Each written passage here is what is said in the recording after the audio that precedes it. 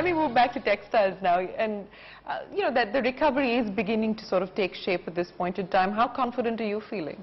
I'm feeling quite confident now for two reasons. One is, I mean, internally for Morarjee itself. And the reason is that, two reasons are that, number one, the export market has started to pick up. The recovery is not spectacular, but there is a recovery, no doubt.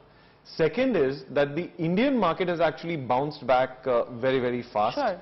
Consumer spending has bounced back pretty fast and much faster than the rest of the world. So for these two reasons, and we have shifted a lot of our base, a lot of our market and selling to the Indian market, where we've got a much more balanced market share between India and the rest of the world. I mean, first we were much more skewed to exports, and I'm confident that that in the next financial year we will be a profitable business once again. And what about Europe? Because, you know, the fears continue about what Greece and Spain and all of that will actually mean in terms of the European recovery. How concerned are you about that? Actually, I'm quite concerned about that, and particularly since, you know, the fiscal discipline of many European countries as it is now emerging has not been strong. That's going to actually have, I feel, an impact on the euro against the rupee, which will hurt exporters, I think so. I think that will happen.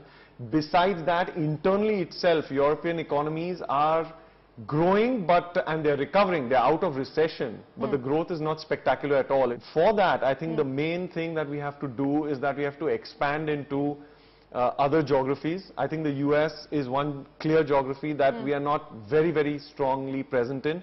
Besides going into the US, which we are doing in both textiles and auto, we are also looking at economies like Brazil, like Russia, and actually economies like China also. Back to real estate and you know, dealing with government regulations, and you've had to face that on account of your SEZs in Goa, and you know, we've got a new government in place. Now there is a question mark on the tax treatment as far as SEZs are concerned. Where do things actually stand with your SEZ plans? Right now it's in limbo, to be honest. I think that you know, we have this land, we've acquired it from the government, so there's no, you know, the issues are not linked to, you know, agricultural land and farmers' rights and all those kind of things. This is industrial land we acquired. It's really a political situation that we've got caught into.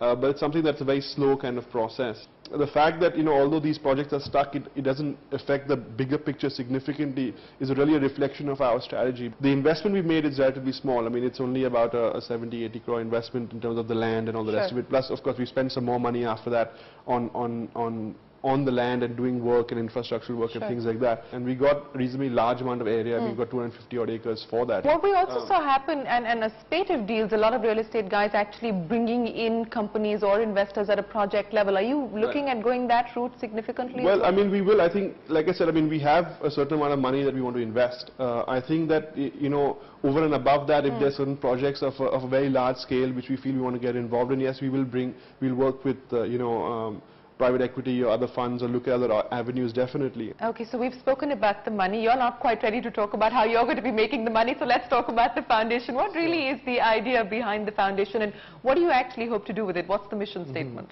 Our mission statement is to be in 1,000 villages over the next 5 years. That's a short-term mission. As a group vision, actually, a couple of years ago, we sat down, all of us, and came up with a group vision, which was to touch 1 in 5 lives of the world.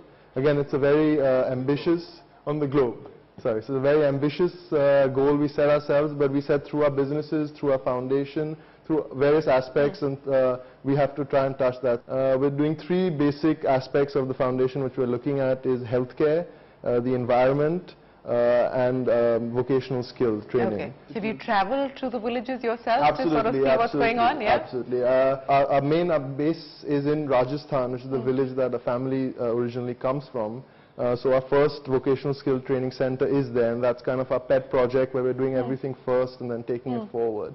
So we've been visiting that quite often. How difficult was it for you to actually make the transition out of Mumbai and into a village in Rajasthan? And yeah, it is different, but I think going there and spending time there and meeting the people there, you really get a sense of what's required and what people want, and that's the only way to actually try and do anything.